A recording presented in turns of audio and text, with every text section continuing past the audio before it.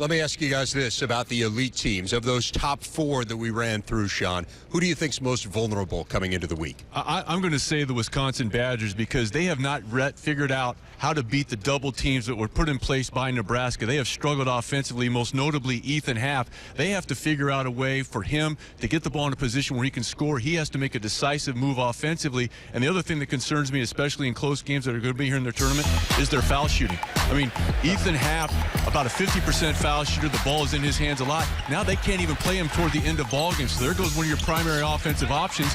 And then the other guy that's going to have the ball in his hands a lot of the time, Nigel Hayes, hovering around the 64% foul shooting. So in games which could be close, this is something that really concerns me if I'm Wisconsin, because they come into here, they're not really on a sprint. They're kind of limping right now. Think about this, gentlemen. Wisconsin, to your point, Sean, 51% from the foul line over the last 5 games. I mean, that is the worst in the country. Well, you should hear it in the arena, 351 teams. They are dead last. The gasp in the arena, it's really tough, and it's really playing with their minds.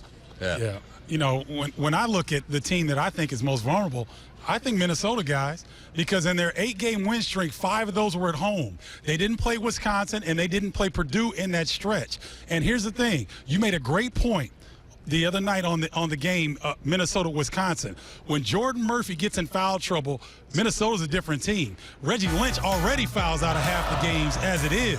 And so in conference tournament situations, the officiating's a little bit different. Things are different. If you get in foul trouble, Minnesota can be very vulnerable because they have no one behind Lynch and Jordan Murphy that can really compete on a consistent basis.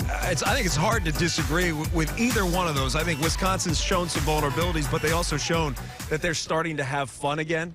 And you saw that in the second half. And that Minnesota team, one of the hottest teams in the conference, I do feel like the lull that they hit in the middle of the season, they're defined by how they bounce back from it, not from the lull they hit. And I think they're going to bounce back from the little lull they hit against Wisconsin. The team I'm concerned with, and I go more psychological with this, it's the team here in D.C.